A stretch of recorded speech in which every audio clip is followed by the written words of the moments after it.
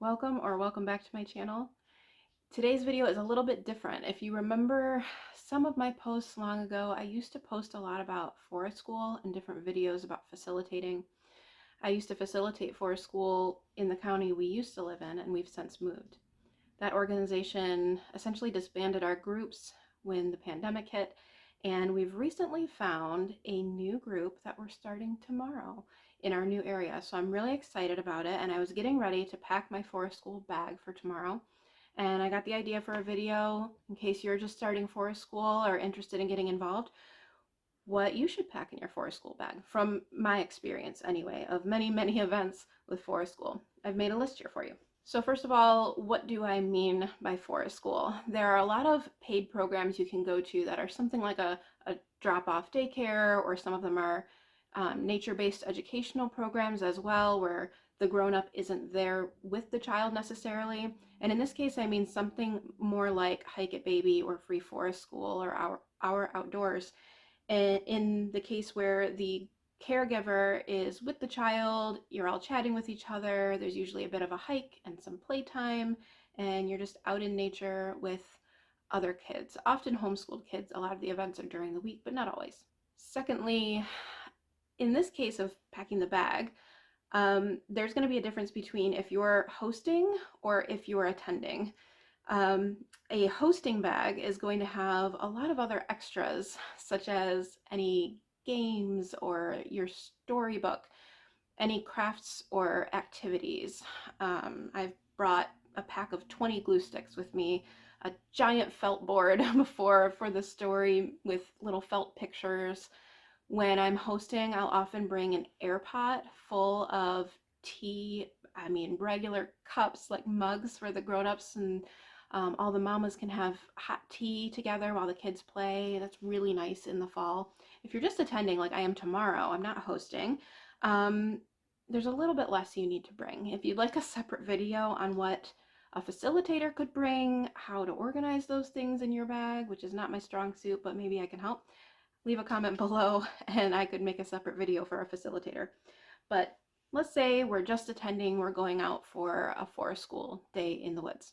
First of all, you need a good hiking bag. Sometimes these can be over the shoulder, sometimes often I would say they're the carry backpacks. This is especially helpful if you're also baby wearing. You can have one of these on your front and the other on your back, or vice versa. Carry this on your back and have a newborn being carried on the front. Whatever ends up working for you. You can also add to it a fanny pack if you want to keep your cell phone in here, or like your wallet items. If you just don't want to be leaving your keys in the car, whatever, you don't have room in your backpack, you could also have a little additional fanny pack, or whatever these are called these days, alongside your backpack. It's just an extra little carrier for you. So this hiking bag is just from Walmart. It's the outdoor products bag. It's not my favorite bag I've ever had. The one I usually like to carry if I can get away with it is much lighter and smaller. But in this case, I'm gonna load it up with all of the things one might like to bring. Along with your hiking bag, it's always good to have something of a first aid kit, just in case of scrapes and boo-boos, and some kids are more sensitive to these ouchies than others. So some things I like to have include like a little zipper pouch or a case with some band-aids. And part of the reason I like bringing a little pouch is so that I have enough to share, because sometimes there might be a caregiver who it just hadn't crossed their mind to throw in some band-aids or whatever. And it's always nice to have something on hand in case of emergency, and you can be a support. So here's some bandages. I say Band-Aid, but I mean bandages. These are Patch brand bamboo bandages with coconut oil instead of any of the, antibiotic type stuff they put on it. Gentle on skin, eco-friendly, toxin-free. Pretty sure this is compostable. And yeah, so you can just keep a little thing of bandages with you. And I always like to carry a boo-boo potion. So this is not a good example, but here is Dr. Bronner's organic magic balm, unscented. I'm showing you this because it's like something they carry. They have an arnica one. Arnica is good for like abrasions and things like that. Usually I carry my own, what we call a boo-boo potion. You can make it in a little spray with some essential oils, or what I carry is usually a salve, and it's got plantain, calendula, sometimes comfrey if it's a really big ouch. But mine have all recently expired actually, so I have to make some new salves. But in the meantime, just as an example, you can find little arnica care tubes at your health food store, or some sort of boo-boo potion. And even if they don't really like need it, I find my little hiker has always loved the idea, like the placebo effect even, of just saying, oh, you're putting some, magic spray on it that's gonna do something to patch it up for you, even if it's not really that big of an ouchie.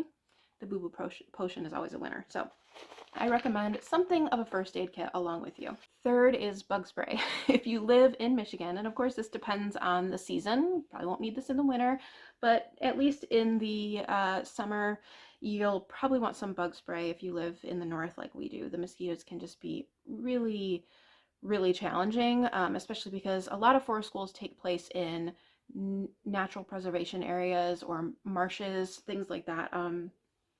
Free natural wildland, even metro parks and things like that. So a bug spray is always good to have on hand, and I wanted to recommend the one we use, which is Quantum brand Buzz Away Extreme, and it's all essential oil ingredients really. It's got castor oil, geranium oil, soybean oil, cedarwood oil, citronella oil, peppermint oil, lemongrass oil, water, coconut oil, there's glycerin, etc., wintergreen oil, vitamin E, citric acid, sodium bicarb, lecithin. Did I say glycerin? Yeah, that's it. That's it. So you can also make some things at home. If you're interested in me making a different video with sunscreen, bug spray, boo-boo potion, that's a good idea for a video. Let me know in the comments if a video like that might interest you, some herbal apothecary type stuff you can use on the go. But the Buzz Away Quantum, I'm pretty sure you can get this online. We just get it at our local health food store, and we've been using it for several years.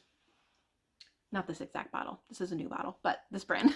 Fourth is, depending on your leaning, sunscreen.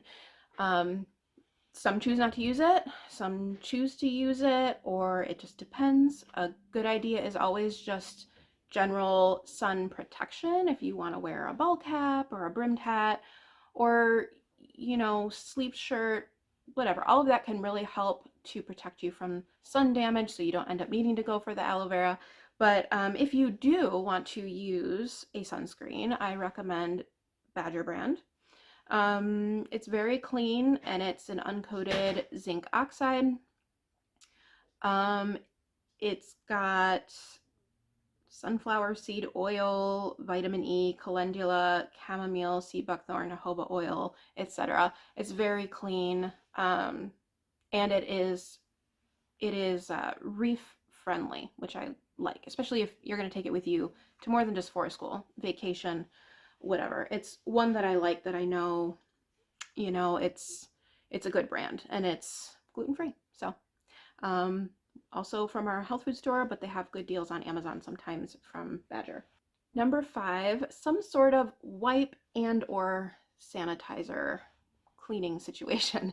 There have been a lot of dirty hands, and I'm not usually worried about that, but there are times you really got to get something off so they can then eat their snack or whatever. I really like Dr. Bronner's lavender organic hand sanitizer. It's really just an organic ethyl alcohol, and it's got water, organic glycerin, and organic lavender oil. That's it, 4 ingredients. So I really like this. You can easily make hand sanitizer yourself. Maybe we should add that to the list. But I really like the smell of this, and it's very inexpensive, $2.99 or something like that, and it lasts a really long time. I've bought this several times. We also just like to bring a package of water wipes, so you have something moist on hand. It's just made with water and I think grapefruit extract, and you can wipe hands with it before they eat if they've gotten in the mud and whatnot. Next, I recommend always having a wet bag with you, or a plastic bag. A plastic bag is really good for refuse. When you're using your water wipes, you can throw them in. When you have, food wrappers from your lunch or your snack, you can throw it in. And especially when you find litter along the trail, I love to have something with me to be able to pick that up and toss it when we're done. It helps to get it off the trail, leaving no trace, all of that good stuff. But the wet bag is really good as most of my events I hosted, I really liked to center them around a water source where there was a stream or a shallow little river or a creek where the kids could get in and play in the mud and, you know, hunt for whatever was down there.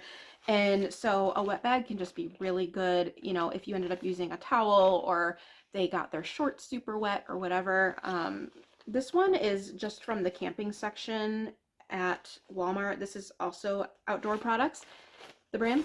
And it comes in a pack of, I think, like 3 or 4 different wet bags. And these can just easily be washed. I throw it in the washer and then I let it air dry. Really good for camping, but for a hike, it's pretty necessary. If you're playing in the water, it's just useful. Even if your shoes just get all waterlogged, you can just toss them right in. Okay, number 8 is to bring water or a CamelBak. This backpack that I showed you earlier actually has a little insert inside it where you can insert like a CamelBak, you know, it's like a water backpack, a water reservoir, and the little straw comes out through here, and you can, you know, hang it over your shoulder and just always have access. I don't really like using CamelBaks personally, but it has side pockets for water bottles. So this is actually came with the backpack, where, you know, as long as your jug or whatever fits in the side pockets, make sure you bring some water, enough for you and your little hiker at least. And sometimes even just having a little extra water on hand for rinsing hands if you're not near some clean water can be invaluable. Next, and this one might just be me, but I really like to have hot tea with me, especially in the spring or the fall, or of course if you're hiking in the winter. My go-to that I just always use is this Contigo, you know, any sort of insulating cup. It keeps my hot water warm for the entire time and then some. And the tea really helps to warm you, but to be honest, my go-to forest school tea is a sleepy tea. Being social and especially because often when you go, you're meeting new people. Sometimes a little bit of anxiety comes up in me, just being honest. That's just the truth. And the sleepy teas really help make me feel calmer.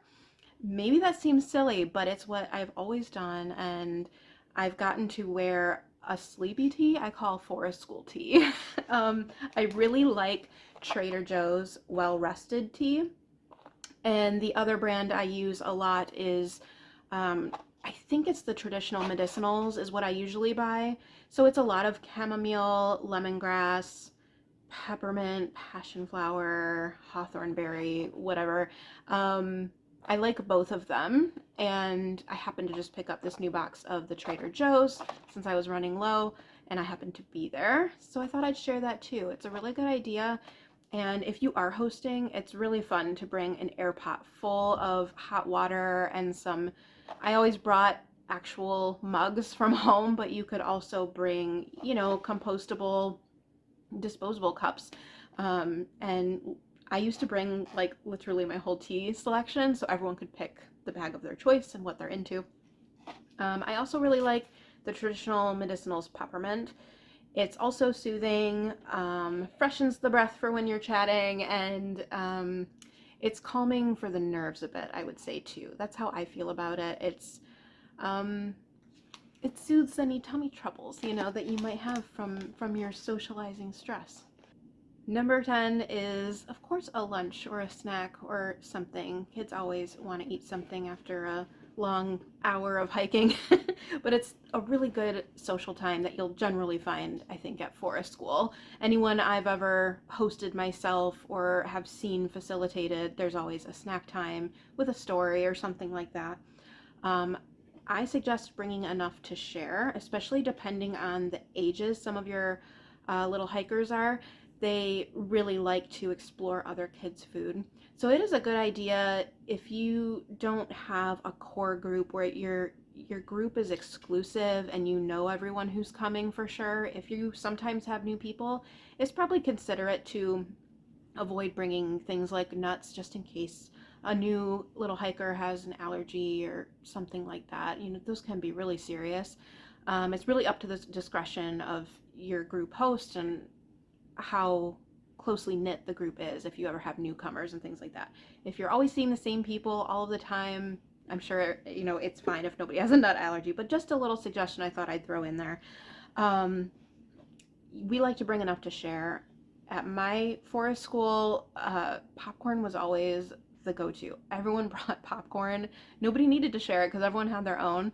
I just like to always cut up a little bit of extra fruit or a little bit of extra cucumber slices or whatever. So there's always enough to go around just in case, especially if someone forgot their snack or spilled it in the car or what have you. I really like these planet boxes. We've had these for years. They're like a bent-go box essentially, but they're a zero waste option, stainless steel, and I love these compartments. These do really well at keeping the food separate, even if it gets kind of tousled while you're hiking. There's never been, in my experience, a case where anything shifts over to the other side, like getting pineapple juice on your sandwich, you know? So I love to fill these with, you know, I usually fill this one with like peanuts and raisins or cucumber slices and tomato slices, maybe a sandwich, maybe popcorn, maybe whatever floats your boat. But these are really nice. Any lunchbox will do. Just wanted to recommend what we use. And I get these either I find them at a thrift store or you can find them on Marketplace sometimes. I would hold out for a thrift store. That's your best deal because they're expensive to buy new. I got these as a winter solstice gift for everyone. These are little pouches. Normally I just bring silverware from home, but I came across these on Amazon and they're a whole set. Isn't that cute? There's 2 spoons, a butter knife, a fork. There's a stainless steel straw and a straw cleaner, little shakers for like salt and pepper or in our case salt and nutritional yeast. There's even a steak knife for some reason, stainless steel chopsticks, and I haven't looked into it to see what this is. I think this fits on the stainless steel straw, so you're not, you know, it's silicone, so you have something a little more comfortable for your straw, which is a neat little adapter there. So these are neat, and then you can bring them in dirty, wash them up, throw them in the car for next time. This is Log Cow brand. Basically just look up reusable cutlery, or like camping cutlery, I think is what I looked up, and a napkin. This is one of those things you can throw in your refuse bag. Take this out, throw it in the laundry when you get home, throw away the refuse bag in your garbage after too. So number 11, and not to be forgotten, especially the younger your child, the more you don't want to forget it, extra clothing. In particular, extra bottoms and extra socks. In my case, my little explorer is opposed to socks at all times, but often her feet will get wet or her feet will be hurting as we walk, and I wish we'd had socks. So Mama likes to keep some because that ends up coming eventually.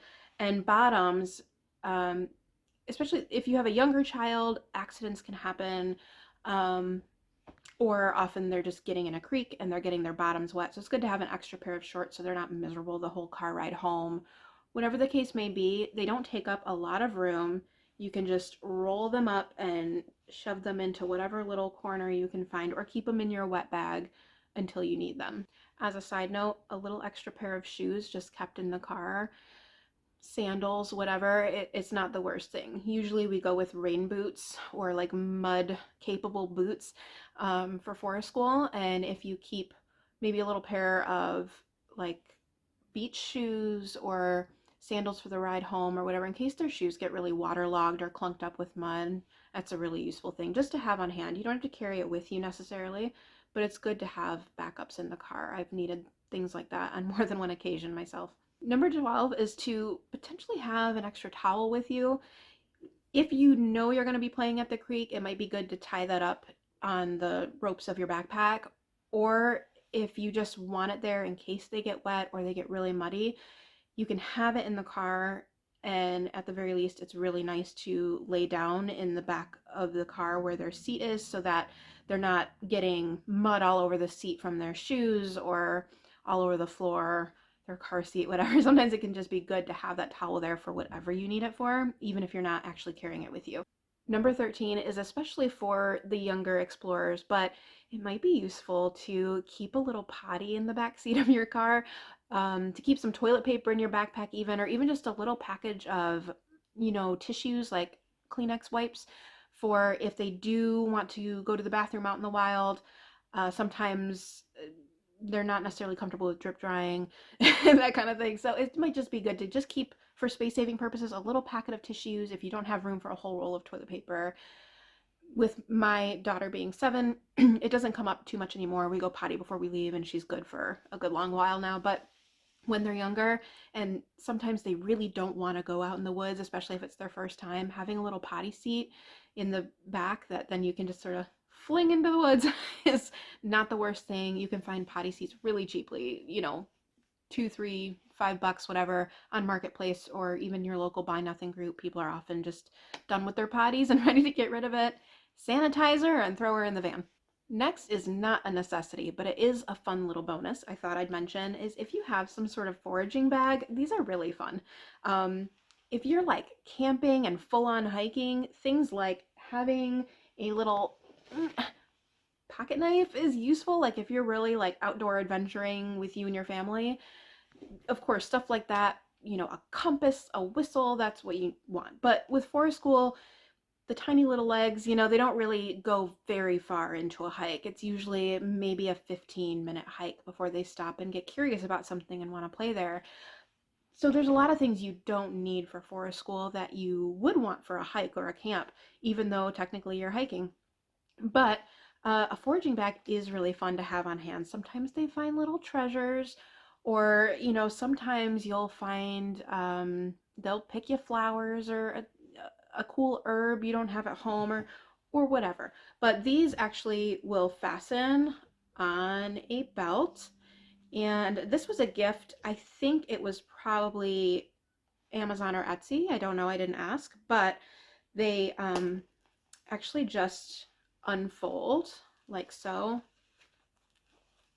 I've seen these. I don't think I really need to mention the brand because I've seen these a lot. So they'd be easy to find on Amazon. Just look up foraging pouch or foraging bag, and it's got like a drawstring situation.